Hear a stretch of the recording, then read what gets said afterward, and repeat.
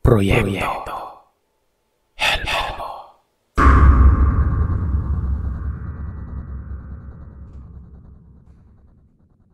Tawagin niyo na lamang ako sa pangalang Marco. Ibabahagi ko sa inyo ang kwento ng aking pamilya tungkol sa karanasan nila sa mga aswang. Umalis sa Bukidnon ang aking mga magulang at nagtungo sila sa isang baryo sa may lugar ng Panay para magsimula ng panibagong buhay. Ilang buwan pa lamang silang kasal nang maibalita sa kanila ni Lolo Mildred na nagkaroon ng malubhang karamdaman si Lolo Pasiano na ama ni Tatay Ramon. Nabahala silang mag-asawa kung kaya't mabilis silang nagtungo sa Bukidnon at binisita si Lolo Pasiano para malaman ang tunay nitong kalagayan. Natagpuan nila ang matanda na nakaratay sa higaan, butot balat at may malubhang karamdaman nun. Mabilis naman itong dinala sa pinakamalapit na ospital at nabigyan ng karampatang gamot. Kaya unti-unti na rin na bumalik ang lakas nito. Pero hindi na nawala ang mga rayuman nito at pananakit ng katawan. At dahil din sa katandaan ay hindi na bumalik sa dati ang malakas na resistensya niya. Madalas din itong inaatake ng ubo at sipon. Kaya naman palaging bumibili ng mga prutas at gulay ang aking mga magulang at pinapakain kay Lolo Pasiano. Isang araw, may nakipagkilalang bagong kapitbahay sa aking mga magulang. Ganun din kay Lola Faustina at Lolo Pasiano. Isa siyang lalaki na nasa 30 na ang edad nun. Lito ang kanyang pangalan, Tubong Albay. Mag-isa siyang nanirahan sa Bukidnon para makipagsapalaran at hanapin ang kanyang swerte. Tumira siya sa kubo na may 3 kabahayan ng layo buhat sa bahay ng aking mga lolo at lola. Mukha naman siyang magiliw na kapitbahay. Paminsan-minsan ay nakikipagkwentuhan siya sa aming mga magulang at nagbibigay ng ulam o maging mga prutas at gulay para kay Lolo Pasiano. Naging malapit naman ang loob sa kanya ng aming mga magulang at wala naman silang nakitang anumang kahina-hinala o kasamaan ng pag-uugali nito. Isang gabi, abala sa paglalatag sa higaan ng mag-asawa nang makarinig sila ng mga kalabog at kaluskos na nagmumula sa silong ng bahay. Lumabas ang aking ama sa kanilang silid tulugan at kinuha ang itak na nakasabit sa may pinto. Pagkatapos ay kinuha niya ang gasera at nagtungo sa labas ng bahay nun. Medyo madilim ang paligid. Hindi lumitaw ang kabilugan ng buwan sa kalagitnaan kaya ang naging tanglaw lamang na liwanag ay ang gasera. Yumukod ang aking ama at inalam kung saan nagmumula ang mga ingay. Bahagya niyang itinapat sa bahagi ng silong ang liwanag ng gasera nun. Biglang nanlaki ang kanyang mga mata. Nakita niya ang isang malaking nilalang na nanlilimahid sa kaitiman ang hubad na katawan. Nagtataglay ito ng mahabang dila at nanlilisik ang mga mata. Ang katawan nito ay maihahalin tulad sa isang sigbin na mahaba ang paa sa hulihan. Ang mga kamay nito ay napakaiksi at meron itong mahabang buntot. Pagtama ng liwanag sa kabuuan ng hubad nitong katawan, ay mabilis na inilabas ng aking ama ang itak mula sa kanyang kaluban. Nakaramdam naman ng panganib ang naturang nilalang kung kaya't mabilis itong gumapang palabas ng silong na yon at nagmamadaling kumaripas ng takbo sa damuhan. Hindi na yun naabutan ng aking ama at kahit itapat pa niya ang liwanag ng gasera sa buong paligid nun, ay hindi na niya masumpungan ang naturang nilalang. Agad siyang pumasok sa loob ng bahay at sinalubong siya ng aking ina. Tinanong nito kung anong natagpuan niya sa labas ng bahay. Hindi naman nag-atubili ang aking ama na ilahad sa kanya ang kanyang mga nasaksihan. Nabanggit pa niya na malakas ang kanyang kutob na isang aswang ang bultong natagpuan niya sa silong nun. At kailangan nilang maghanda sa muli nitong pagbabalik. Nilukuban ng takot ang aking ina pero nanatiling tikom ang kanilang bibig at hindi nila yon ipinaalam sa mga magulang ng aking ama. Sa takot na baka makaapekto yun sa kanilang kalusugan. Sa sumunod na araw, nagsaboy ng asin sa may dingding at pinto ang aking mga magulang at sinigurado na maayos na nakasarado ang bawat tarangkahan ng pinto. Buong maghapon silang hindi lumabas ng bahay para mabantayan ng mga magulang. Nagpasalamat naman sila sa Diyos at walang masamang nangyari nun. Pero nang sumapit ang gabi, habang mahimbing na natutulog ang aking mga magulang sa kanilang kwarto, ay biglang naalimpungatan ng aking ama. Binulabog siya ng mahinang tinig ng aking lolo na tila umuungol. Bumangon siya ng kama. Pinakinggan ang tinig nito pero hindi nagtagal. Biglang tumahimik ang buong paligid nun. Nakampante ang aking ama kung kaya't bumalik siya sa pagkakatulog. Makalipas pa ang ilang sandali, muli na namang umungol si Lolo Pasiano. At sa pagkakataong yon ay palakas ng palakas ang kanyang tinig. Tuluyan nang nagising ang diwa ng aking ama. Lumabas sila ng kwarto at kinuha ang kanyang kaluban na nagtataglay ng matalas na itak. Isinukpit niya ito sa kanyang tagiliran bago niya kinuha ang gasera at nagtungo sa silid-tulugan ni Lolo Pasiano. Sa unang tingin niya, parang may nakabara sa leeg nito. Inaninag niya yon ng maayos gamit ang bitbit na gasera. Tumama ang liwanag sa katawan ni Lolo Pasiano at napansin ng tatay ko na may maitim na tila lintang nakapaikot at nakasakal sa leeg nito. Nabahala siya at gumagalaw-galaw pa ang naturang bagay na yon.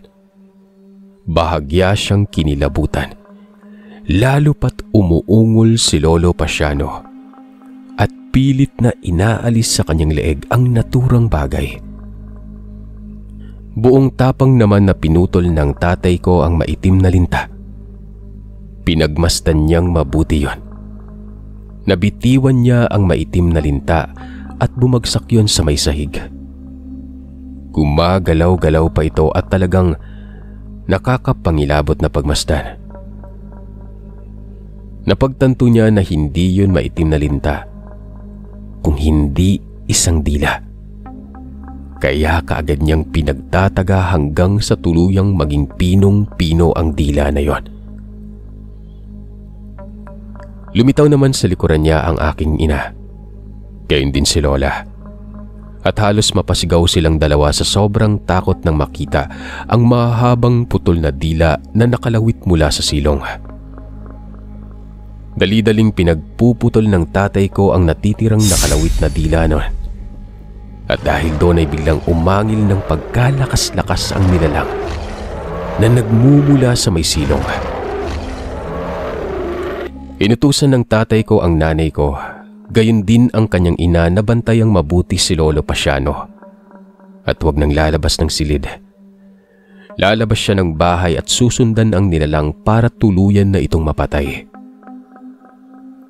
Sumang-ayon naman silang dalawa, kahit na nanginginig sa sobrang takot. Binitbit ng tatay ko ang gasera, gayon din ang kanyang itak, at mabilis na lumabas ng bahay. Inabutan niya ang nilalang na gustong tumakbo palayo sa kanilang bahay. Napansin ng tatay ko na yun din ang nakita niyang nilalang na nagtungo sa kanilang silong noong nagdaang araw. Hinabol niya ang nilalang at eksaktong tinamaan ito ng taga sa binti. Ganun din sa may tagiliran. Pero hindi ito tumigil sa pagtakbo at kahit paika-ika kong lumakad ay mabilis pa rin itong nakalundag palayo sa kanilang bakuran. Hindi na yun nasundan ng aking ama. Basta na lamang itong naglahong parang bula. Sa kasunod na araw ay hindi na ilihim ng pamilya ang naging engkwentro sa maninilong na aswang. Ang lubos pang ipinagtataka ng aking mga magulang ay ang biglang pagkawala ng kanilang bagong kapitbahay na si Lito, at walang nakaalam kung saan ito nagtungo. Nagkaroon ng espekulasyon ng aking mga magulang na posibleng si Lito ang maninilong na aswang, at nakakatiyak silang natakot na itong magpakita dahil nalalaman na nila ang kanyang itinatagong lihim. Nabahala naman ang aking ina at lola para sa kaligtasan ni Lolo Pasiano. Nabanggit ni Lola Faustina sa aking ama na mabuti pang dalhin nila sa kakilala niyang manggagamot si Lolo dahil baka may naiwang mga ngipin sa leeg nun. Ayon pa kay Lola, nang ngipin ng aswang ay patuloy na papasok sa katawan ng biktima hanggang sa makarating sa utak nito. Yun daw ang paraan ng panghahawa ng mga maninilong. Sumang-ayon na lamang ang aking ama. Pinagmasdan niyang mabuti si Lolo Pasiano na panay pa rin ang pagdaing sa kanyang nananakit na leeg.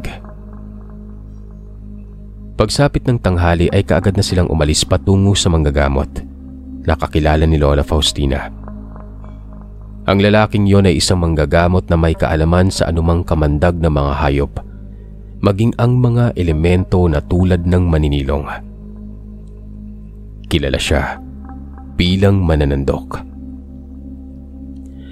Ang kanyang estilo sa panggagamot ay sa pamamagitan ng itim na buto. Inilalapat niya yon sa katawan ng pasyenteng nakagat ng hayop o aswang at inuusalan ng dasal. Matapos ang ritual ay kusang lalabas sa sugat ang anumang naiwan sa loob tulad ng laway o ngipin. Pagkarating nila sa tahanan ng manggagamot, ay kaagad na ipinaliwanag ng aking ama ang nangyari. Nagulat naman ang manggagamot nang malaman na maninilong ang nakagawa nun kay Lolo. Natanong nila kung paano nakarating ang maninilong sa kanilang bahay samantalang nasa kabisayaan ng mga ganong uri ng aswang.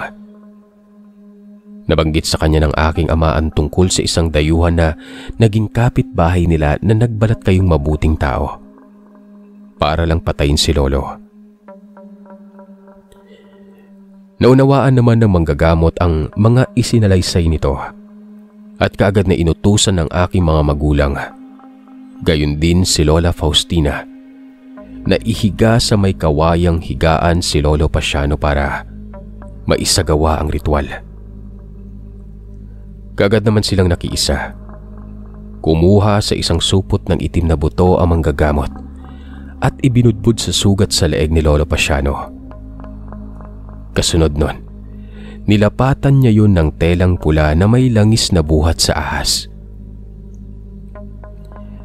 Makalipas ang ilang sandali ay bumula ang sugat nun.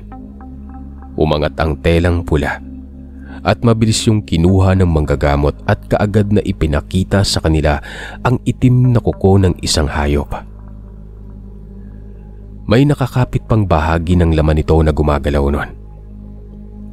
Nabanggit ng manggagamot na mabuti na lamang at naagapan ng pagpapagamot kay Lolo Pasiano. Kung hindi, ay baka nahawa na ito ng pagiging maninilong. Nakaligtas na ito sa kapahamakan at wala nang dapat pang alalahanin pa. Matapos ang mga pahayag ng manggagamot, ay kaagad na nagpasalamat ang aking mga magulang. Gayon din sina Lolo Pasiano at Lola Faustina, at umuwi na sila sa kanilang tahanan. Buong akala nila na naging maayos ng lahat pero hindi pa pala. Muling nagbalik ang maninilong sa kanilang lugar.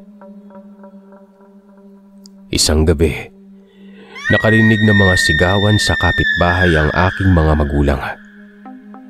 Hindi na sana makikialam ang aking ama pero Mas naghari ang pagmamalasakit niya sa ibang tao, kaya naman inihanda niyang muli ang kanyang kaluban at sumugod palabas ng bahay noon. Pasado 12:00 noon ng hating gabi, naghari ang kabilugan ng buwan sa kalangitan. Nagtungo sa tahanan ni Aling Berta ang aking ama, kung saan sinalubong siya ni Paing at Lina, na kapwa mag-asawa. Humingi sila dito ng tulong dahil sinalakay umano sila ng maninilong na gustong pumatay kay Aling Berta. Nagtungo sila sa gawing silong ng bahay at doon nila natagpuan ang maninilong na si Lito, kung saan nanlilisik ang mga mata nito. Napakahaba ng dila. Binulyawan yun ng aking ama at hinamon bago pinagmumumura. Bagyang nilingon siya ng aswang at tinapunan ng masasamang tingin bago gumapang malapit sa direksyon nito. Napansin naman ng aking ama na putol na ang dila nito at hindi na magawang makapagsalita nun. Nanlilimahid pa rin ang katawan ng nilalang na napupuno ng langis at sumusulak ang napakabaho nitong amoy. Nakipaglaban ng lakas ang maninilong, pero mas mabilis kumilos ang aking ama. Napuruhan nila ng maraming saksak ang aswang sa tagiliran, likuran at maging sa dibdib niya, bago ito tuluyang bumulagta sa lupa. Inumbayan pa niya ito ng saksak sa masiselang bahagi ng katawan bago tuluyang bawian ng buhay. Naging saksi ang kanilang mga kapitbahay sa pagkamatay ng maninilong na yon. Kitang-kita nila ang pamilyar nitong anyo. Hindi sila nagkamali. Yun ay mismong ang dayuhang si Lito, na matagal nang nagtago bago muling gumambala sa tahimik nilang buhay. Sa wakas ay napatay na rin nila ito, at wala nang maninilong ang magtatangkang kumitil ng buhay ng mga taong may sakit. Nanumbalik ang kapayapaan at wala na ring gumalang aswang sa lugar ng aking lolo at lola. Lumipas pa ang ilang buwan at naisipan na bumalik sa Iloilo ng aking mga magulang para makapagsimula na rin ang bagong pamilya. Nangako naman sila kina Lolo Pasiano at Lola Faustina na tuwing bakasyon, bibisita sila para magkasama-sama sila muli. Bumalik ang mga magulang ko ng matiwasay sa baryo sa Iloilo. Naging abala sila sa pagbuo ng pamilya at dumating ang araw na nabuntis ang aking ina. Pero hindi pa pala natatapos ang kanilang kalbaryo noon. Pagdating nila sa baryo, usap-usapan doon ang tungkol sa isang aswang na tinatawag na Silagan, na nambibiktima ng mga kadalagahan. Kaya naman nababahala ang mga residente sa kanilang kaligtasan noon. Hindi nila nagagawang lumabas ng bahay sa tuwing sumasapit ang gabi. At kapag dumarating ang takip silim ay hindi sila nagsusuot ng mga mapuputing damit o anumang kulay na matitingkad. Dahil mainit umano yon sa mata ng mga aswang na tinatawag na silagan. Marami na rin mga nabibiktimang magagandang dalaga sa kanilang baryo. Natatagpuan ng mga bangkay ng mga dalaga sa iba't ibang sulok kung saan hubad ang mga katawan nilang nakalabas ang maselang bahagi. Nakalabas din ang mga bituka at nangangawala ang mga atay at puso ng mga yon. Lalo pang nabahala ang aking ama noong magbakasyon sa kanilang bahay ang kanyang bunsong kapatid na si Tia Stella, na lumaki sa poder ng kanyang tiyahin sa Manila. Nasa kolehiyo pa lamang si Tia Stella ng mga panahong yon. Medyo matigas ang kanyang ulo at hindi siya agad-agad naniniwala sa mga kwento tungkol sa mga aswang. Bagamat iba ang kanyang kinalakiang pamilya, ay hindi naman naging malayo ang loob niya sa kanyang kapatid. pero likas na lapitin ng mga kalalakihan dahil sa kanyang pambihirang kagandahan. Nung nabalitaan ng kanyang mga kababata ang pagbabakasyonista sa baryo, madalas siyang binibisita ng mga ito. Umaakyat ng ligaw, bagay na hindi naman matanggihan ni Stella. Ilang beses na rin siyang pinayuhan ng aking ama na huwag magsusuot ng mga mapuputing damit pero sadya siyang makakalimutin at talagang matigas ang ulo. Patuloy pa rin siyang lumalabas ng bahay. At sa tuwing sumasapit ang gabi para magpahangin sa labas at mapagmasdan ang kagandahan ng kabilugan ng buwan. Dahilan niya ay hindi niya nararanasan ang ganoong pangyayari sa buhay niya sa Manila. Kaya ganoon na lang ang pagnanais niyang masaksiyan ang kagandahan ng paligid na iyon. Sa baryo lamang niya napapahalagaan ang mga simpleng bahay. Madalas na silang nag-aaway ng aking ama. Pinagmumula na rin si Tia Stella ng maraming problema kaya naisipan na ng aking ama na pabalikin ang kanyang kapatid sa Manila. Hanggang sa isang araw, nagulat na lamang ang aking mga magulang nang biglang may ipakilala si Tia Stella na isang gwapo at matipunong lalaki. Elmer ang kanyang pangalan at naninirahan siya sa may bahaging bundok. Isa umano siyang mangangahoy at mag-uuling.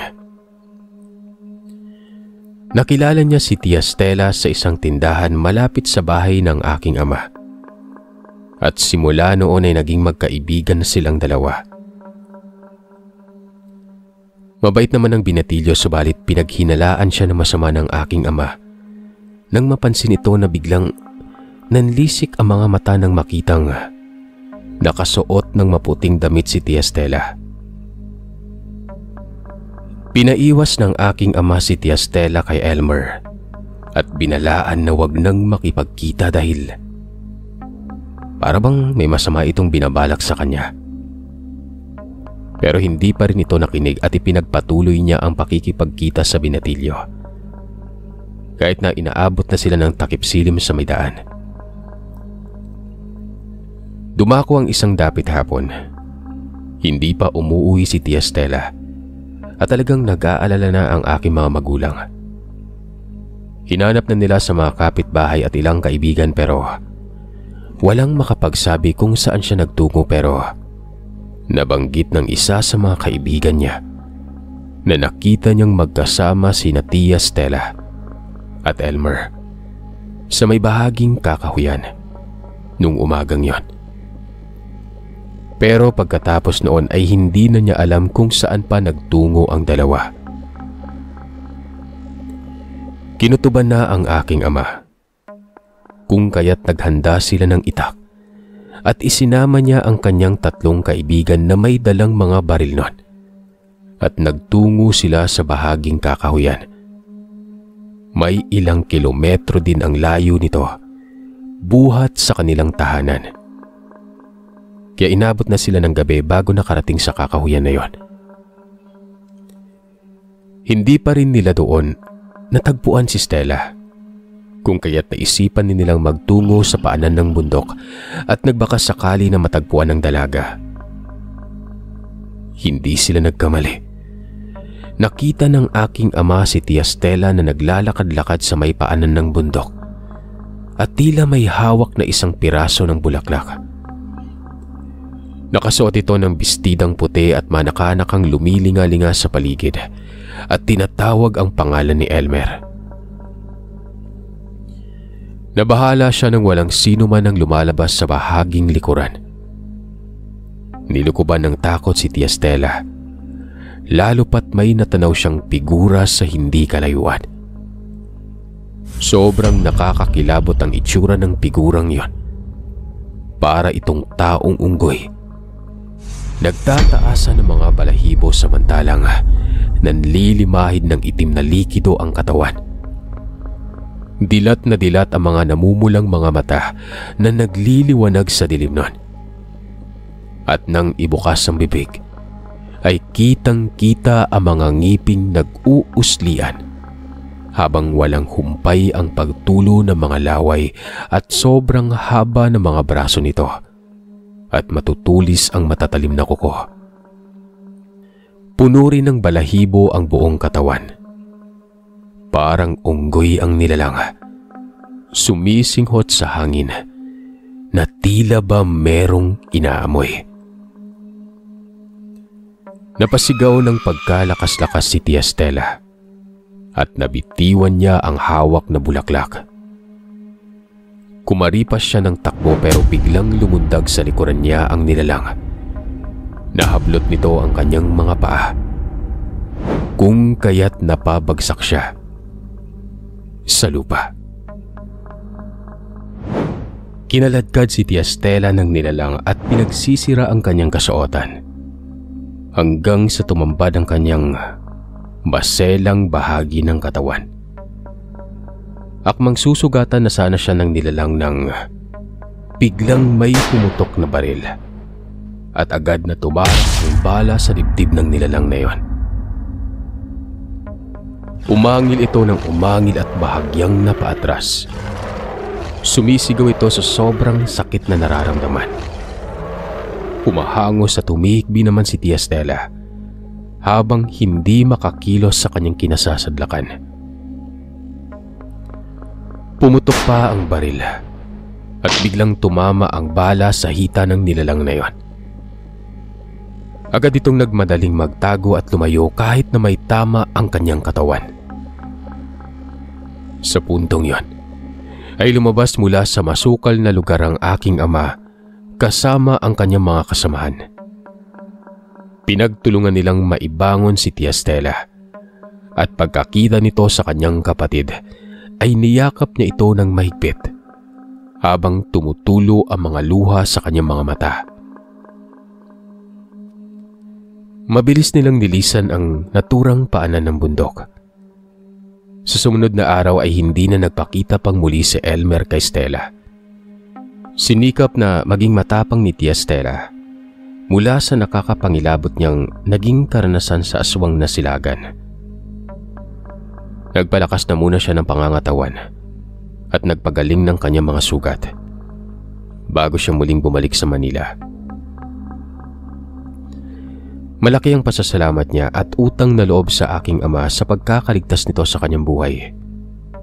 At naging aral na rin sa kanya ang malagim na silapit sa kanyang bagong kaibigan na isa palang aswang. Makalipas ang ilang buwan, meron pa ring kababalagan noon ang baryo ng aking mga magulang. Patuloy pa rin silang sinasalanta ng mga aswang at iba pang maligno sa paligid. Lalo pang naging komplikado ang lahat nang mabuntis ang nanay ko sa una kong kapatid. Nagdodoble ingat siya. Partikular na din ang aking ama. Pagkatapos niyang magsaka sa bukid, ay maagap siyang umuwi sa bahay para masigurado na ligtas ang nanay nito. Bali-balita noon na may mga nilalang na gumagala sa hating gabi at nambibiktima ng mga buntis. Hindi na naman bago yon sa pandinig ng aking ama, kaya naman marami siyang mga pangontrang inilalagay sa loob ng bahay. Madalas na maraming tendero ang nagbebenta ng mga gulay at prutas. Gayon din ang mga sariwang isda na inililibot nila sa buong baryo. At isa na roon si Aling Maria, na isang matandang babae na araw-araw dumadaan sa may harapan ng bahay. Isang araw, nag-iisa sa loob ng aming bahay ang aking ina. Kakatapos lamang niyang manahin noon ng mga damit ng sanggol nang biglang mapadaan si Aling Maria sa bakuran ng bahay namin. Natanaw niya sa loob ang aking ina kaya magiliw niya itong inalok ng mga sariwang gulay at prutas. Nagalinlangan naman ang aking ina dahil kabilin-bilinan sa kanya ng aking ama na huwag siyang magtitiwala o tatanggap ng anumang bagay buhat sa mga hindi niya lubusang kakilala. Pero dahil sa magiliw at magaling na mamilit si Aling Maria, ay napilitan na din na lumabas ng bahay ang aking ina at bumili ng mga sariwang prutas at gulay noon. Napansin pa ni Aling Maria ang namimintog na tiyan ng aking ina.